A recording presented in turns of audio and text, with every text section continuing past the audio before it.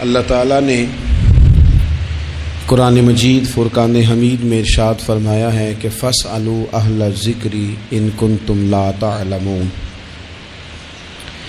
اگر تمہیں کسی بات کا علم نہ ہو تو اہل علم سے سوال کر لیا کرو، اہل ذکر سے پوچھ لیا کرو۔ سوال کرنا بڑا اچھا عمل ہے، لیکن سوال صرف ضرورت کے وقت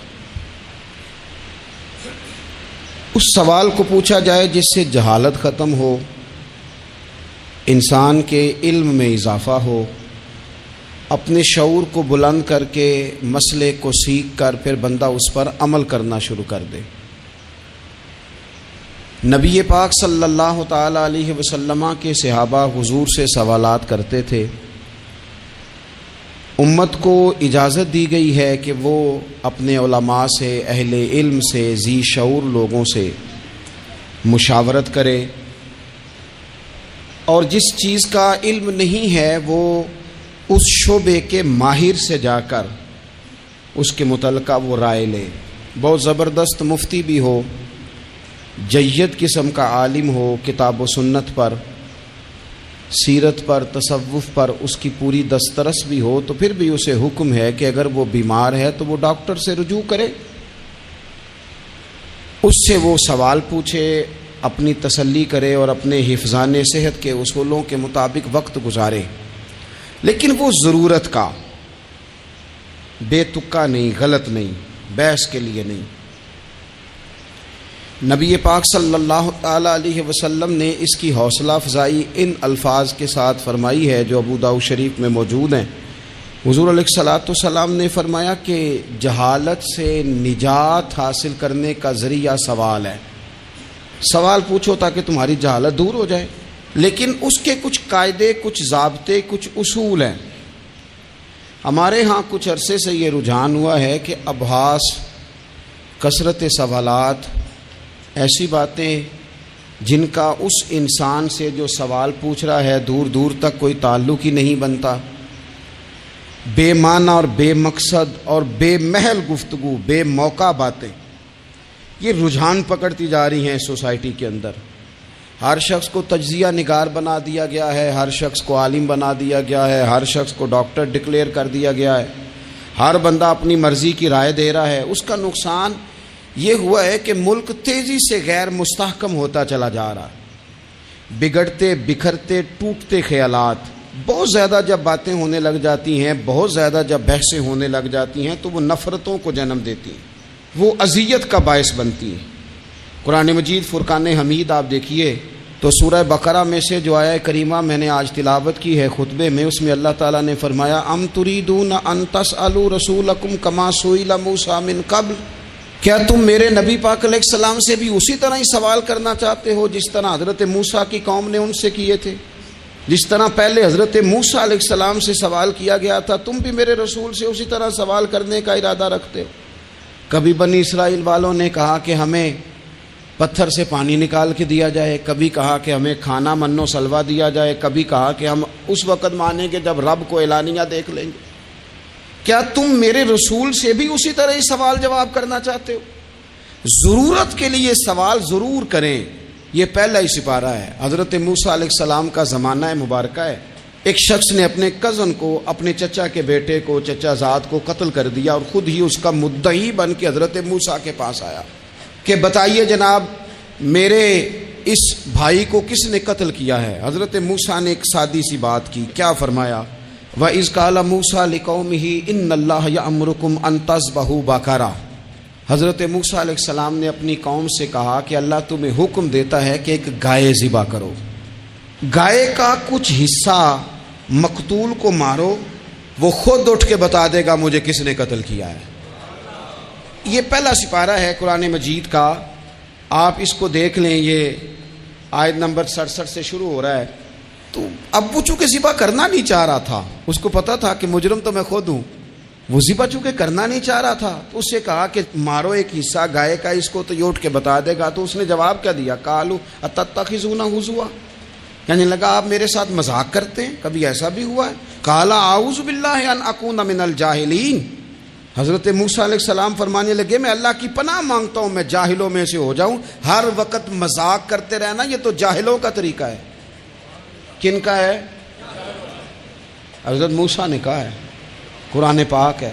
ہر وقت مذاق کرتے رہنا. خوش طبعی اور چیز ہے، مسکراتے رہنا، لیکن کسی کا مذاق ہر وقت اڑاتے رہنا کن کا طریقہ ہے؟ جاہلوں کا. جب کہا نہیں ذبح کرنی ہے تو اب ذرا دیکھیے کرنا نہیں نہ چاہ رہے. قالوا ادع لنا ربک یبین لنا ما ہی. کہنے لگے اے موسیٰ پھر آپ نہ رب سے دعا کریں کہ وہ ذرا کھول کے بتائے وہ گائے کس طرح کی ہو.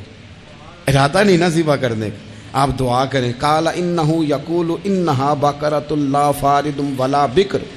فرمایا کہ رب کہتا ہے وہ گائے نہ بوڑھی ہو نہ زیادہ بچیا ہو، عوان بین ذالک، ان کے درمیان ہو، یعنی جوان گائے ہو. فافعلوا ما تؤمرون، کرو جس کا تمہیں حکم دیا جا رہا ہے. قالوا ادع لنا ربک یبین لنا ما لونھا. لو اگلی بات سن لو. کہنے لگے آپ دعا کریں رب سے کہ وہ کھول کے بتائے اس کا رنگ کس طرح کا ہو، رنگ بتائیں کس طرح کا ہو. قال انہ یقول انہا بقرۃ صفراء. فرمایا رب فرماتا ہے کہ صفراء رنگ کی ہو، یعنی گہرے زرد رنگ کی ہو. یہ رب فرماتا ہے اس طرح کی گائے ذبح کرو. فاقع لونھا تسر الناظرین، اور جب کوئی اسے دیکھے تو اسے اچھا بھی لگے، آنکھوں کو اچھی لگے وہ گائے. اس طرح کی گائیں ذبح کرو. لو اتنی باتیں بتا دی. قالوا ادع لنا ربک یبین لنا ما ہی. کہنے لگے نہیں آپ پھر دعا کریں اللہ ذرا کھول کے بتائے گائیں کس طرح کی ہو.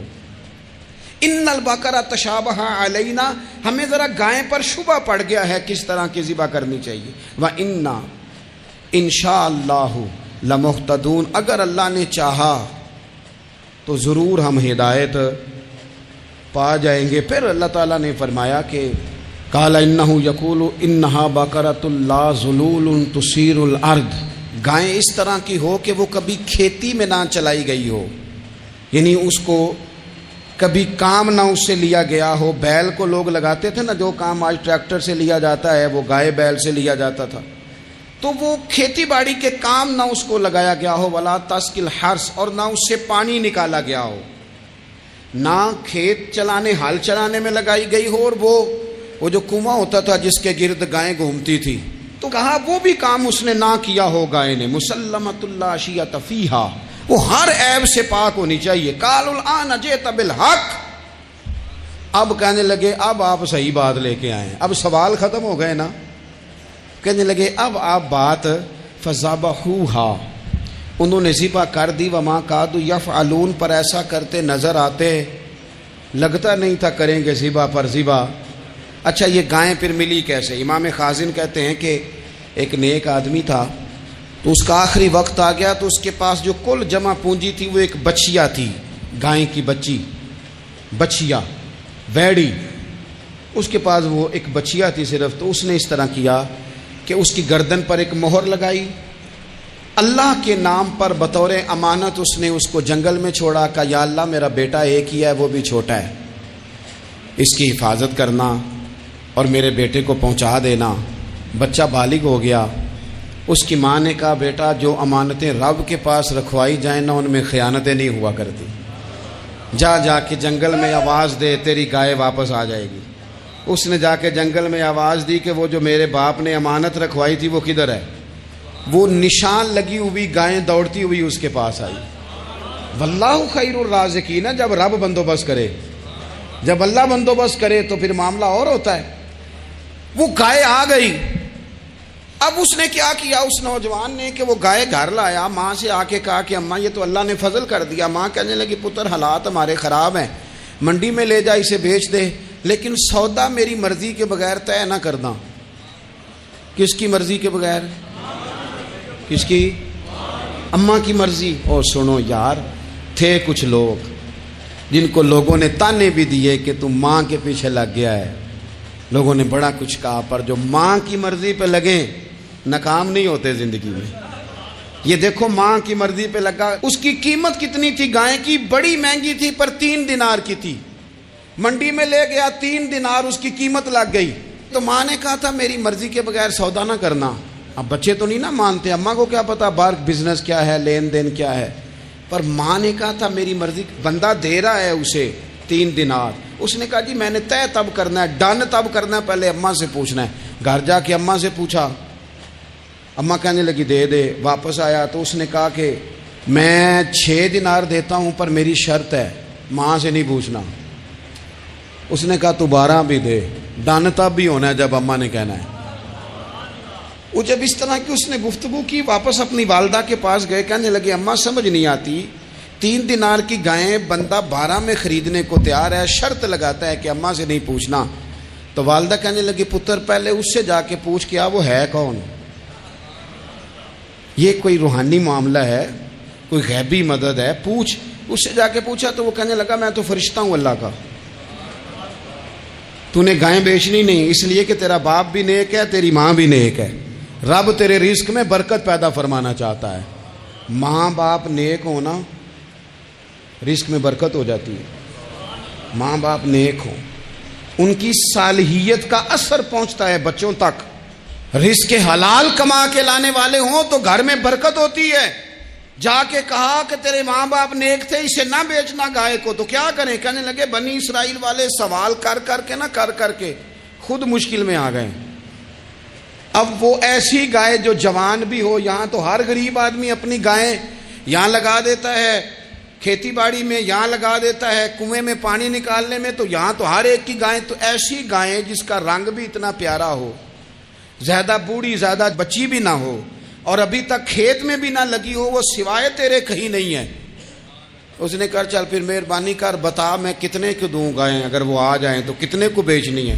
اسے کہنا کوئی نہیں، ریٹ تو زیادہ کرنا ہی نہیں، ان سے کہنا گائے کے اندر سے گوشت نکال دیں اور جتنا گوشت ہے اتنے پیسے بھر دیں، اس کی کھلڑی بھر دیں۔ اب وہ بنی اسرائیل والے ڈھونڈتے پہنچ گئے، کہا جناب گائیں 3 دینار کیا 6 لے لو۔ اس نے کہا نہ بھائی، ذبح کروں گا، گوشت نکالوں گا، جتنا وزن گوشت کا اتنے پیسے بھرو گے کھال میں تو پھر گائے تمہیں ملے گی۔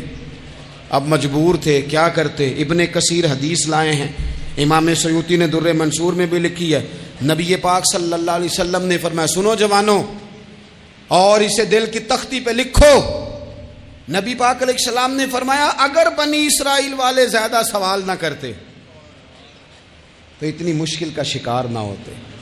انہوں نے سوال اتنے کیے کہ چارہ نہیں ہے اب ان کے لیے، چارہ نہیں ہے اب ان کے لیے کہ یہ ادھر ادھر جا سکے، مجبوری بن گئی، یہی گائے خریدنی ہے، یہی لے جانی ہے۔ اب اتنا سارا مال جمع کر کے وہ گائے خریدی، ذبح کی، تو مقتول کو جب اس کا ایک حصہ مارا تو اس نے اٹھ کے کہہ دیا یہ جو مدعی بنا ہوا ہے نا، یہی تو میرا قاتل ہے، یہی تو میرا قاتل ہے، یہی تو ہے، اس نے یہ سارا کام کیا ہے۔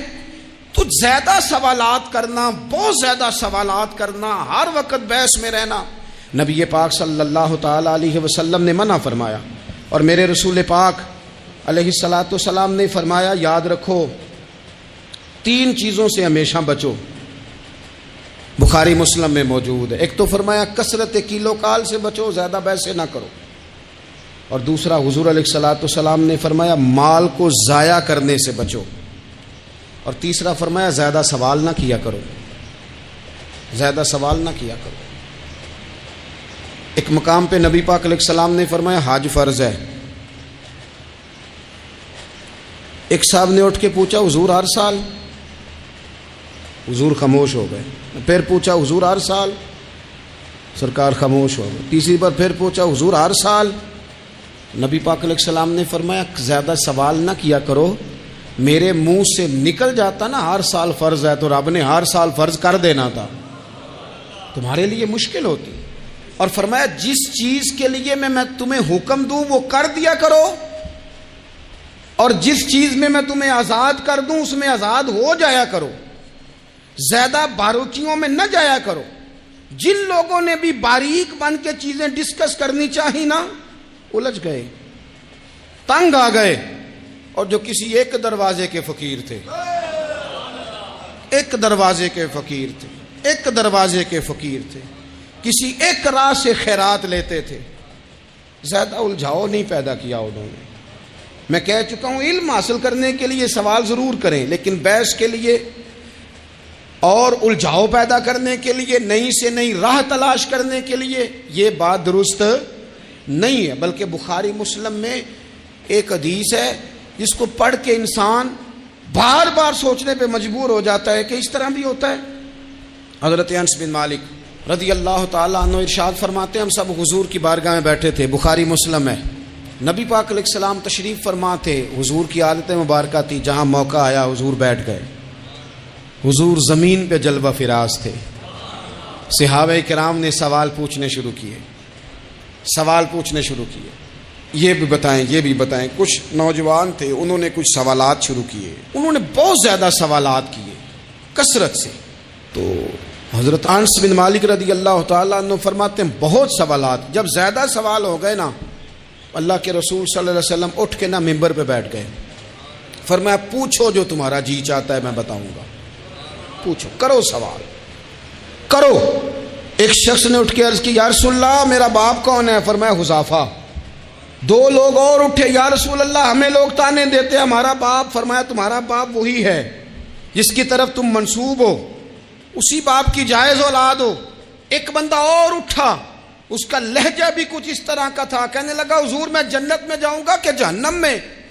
کئی دفعہ نا چیزیں راز میں رہیں تو وہ ٹھیک رہتی ہیں، لیکن جن کو راز کھولنے کا شوق ہو ان کے اپنے بھی کھل جایا کرتے ہیں، ان کے کھل جاتے ہیں، پھر وہ تکلیف میں آتے ہیں۔ یاد رکھیں، حضور میں جنت میں جاؤں گا کہ جہنم میں؟ حضرت انس بن مالک کہتے ہیں کریم بولے، مور لگنے لگی، ہم کانپنے لگے۔ حضور نے فرمایا تو جہنم میں جائے گا، دوزخی ہے تو۔ بس جب وہ سناٹا چھا گیا، اب ڈر تھا کہ کچھ اور باتیں نہ، یہ کثرت سوالات کی وجہ سے حضور ناراض ہو گئے۔ کہتے ہیں فٹافٹ حضرت عمر اٹھے، فٹافٹ، اور کوئی معافی نہیں مانگی، کوئی بات نہیں کی۔ جناب عمر تھے نا، آئے عمر تیرے جملوں پہ مر جاؤں، ان راہوں پہ قربان جہاں سے عمر چلتے تھے۔ ہر حکمران تیری بات کرتا ہے، پر عمر تیرے ایک ایک فیصلے پہ میری اولادیں قربان۔ ایسا بھی شخص کوئی پلٹ کے دنیا میں آئے گا جیسا خطاب کے گھر عمر پیدا ہوا۔ حضرت فاروق اعظم اٹھے، یوں ہاتھ باندھے، رو پڑے، کہنے لگے نہ حضور نہ، رضیت باللہ ربا وبالاسلام دینا وبسیدنا ومولانا محمد نبی و رسولا۔ حضور ہم بڑے راضی ہیں کہ اللہ ہمارا رب ہے، سونیا بڑے راضی ہیں کہ دین ہمارا اسلام ہے۔ یا رسول اللہ ہم بڑے راضی ہیں کہ اللہ نے آپ کو ہمارا نبی بنا کے بھیجا ہے۔ حضور بڑے، یوں ہاتھ باندھے، نہ ساڈا بولیا چولیا معاف کری، غلطی ہو گئی حضور جوانوں سے، نہیں ایسا حضور، نہ اس سے زیادہ کوئی پردہ نہ کھول جائے کہ رضیت باللہ ربا وبالاسلام دینا وبسیدنا ومولانا محمد نبی و رسولا۔ وہ ضرورت کے لیے سوال ضرور پوچھا جائے، حضور پسند کرتے تھے، لیکن بحث میں الجھ جانا، ہر وقت دین کو تختہ مشق بنا لینا، ہر وقت میرا دل تڑپتا ہے، کبھی کبھی سوچتا ہوں یہ میرے نبی پاک کا دین ہے، کیا یہ صرف دنیا میں بحث کے لیے آیا ہے؟ جس کو 4 لفظ آئے اس نے میرے حضور کے دین کو ذریعہ بحث بنا لیا۔ صبح بھی بحثیں، شام بھی بحثیں۔ کریم محبوب علیہ الصلوۃ والسلام نے جو طائف میں روڑے کھائے تھے وہ اس لیے کہ امت بیٹھ کے بحثیں کرے، اس لیے امام علی مقام نے سارا گھرانہ کربلا میں دے دیا کہ تم بحثیں کرو۔ عمل کب کریں گے؟ کرو بحث، صبح بھی کرو، ہر بندہ کرے، مولوی بھی کرے، مفتی بھی کرے، مناظر بھی کرے، اور چلو علماء تو کبھی اعلاء کلمت الحق کے لیے کوئی گفتگو کر بھی لیں۔ ہر چوک چراہے میں بحث، ہر جگہ مناظرہ، خدا را بلا ضرورت تو چھوڑ دیں، بلا وجہ تو چھوڑ دیں، کبھی تو مان کر چلنے کا مزاج بنا لیں، کبھی تو قبول کر لیں۔ یا رسول اللہ رضیت باللہ ربا وبالاسلام دینا وبسیدنا ومولانا محمد نبی و رسولا۔ حضور بڑے راضی ہیں کہ اللہ ہمارا رب ہے، اسلام ہمارا دین ہے، آپ ہمارے نبی ہیں۔ حضور ہم بڑے ہی راضی ہیں، ہم پر کرم نوازی ہو جائے۔ تو حضور نے فرمایا عمر بیٹھ جا، اللہ تیرے اوپر رحم فرمائے۔ عمر بیٹھ جانا، رب تیرے اوپر رحم فرمائے۔ اور پھر فرمایا عمر یہ رب نے تجھے ہی توفیق دی ہے، یہ تجھے توفیق ملی ہے۔ تو اتنی زیادہ بحثیں. میں کبھی کبھی کچھ سوالوں کے جواب دینے کو جی نہیں نہ چاہتا. آپ جو سوال کر رہے ہیں وہ پتہ ہے حضور کے ایک عظیم صحابی کے بارے میں کر رہے ہیں. آپ ان پر بحث کرنا چاہتے ہیں, آپ ان کو تختہ مشق بنانا چاہتے ہیں. جی نہیں کرتا, وہ ہستی اونچی ہے. نہ بھائی نہ, دل نہیں مانتا, خیال نہیں پیدا ہوتا. ہم تو ان بزرگوں کے ماننے والے ہیں جو حضور کی ازواج کا اور چاروں بیٹیوں کا نام لیتے تھے تو وضو کر کے لیتے تھے. وہ تو باتیں کرتے تھے تو ڈر ڈر کے کرتے تھے, کہتے تھے توبہ توبہ توبہ. ہم کہاں اور وہ لوگ کہاں. لیکن آج ہر آدمی کو بحث کا شوق آیا ہے. ہر شخص ہے جو کہتا ہے مجھے بھی 3 باتیں آتی ہیں, میں بھی تھوڑا سا مفتی ہوں, میری بھی سن لو. تو اپنی زندگی میں اتنا دروازہ بحث کا نہ کھولیں, اتنا الجھاؤ نہ پیدا کریں, اور ایسے بے جا لا یعنی اور بے مقصد سوالات سے اپنے آپ کو بچائیں جن میں انسان پڑھے تو اس کے لیے الجھاؤ بڑھ جائے. بعض سوالات ایسے بھی حضور سے کیے گئے کہ سرکار نے ان پر سخت ناراضگی کا اظہار فرمایا. فرمایا اس سوال کی کیا حاجت. تو میں آپ سے گزارش کروں گا سیکھنے کے لیے مسئلہ ضرور پوچھیں, سیکھنے کے لیے. اب بہت ساری ایسی چیزیں ہیں جن کا قبر میں ہم سے کوئی سوال نہیں ہوگا, لیکن صبح شام بحث ہوتی ہے اس پہ. ہمارا کوئی اس مسئلے میں لینا دینا نہیں, لیکن ہم بحث کرنے کو صبح و شام تیار ہیں. اللہ تعالیٰ بابا فرید الدین مسعود گنج شکر, داتا علی حجویری اور ان مشائخ اور ان بزرگوں کی اس دھرتی پر فضل فرمائے, اور اس وطن کو اللہ قیامت کی صبح تک آباد فرمائے. آخر دعوانا ان الحمد.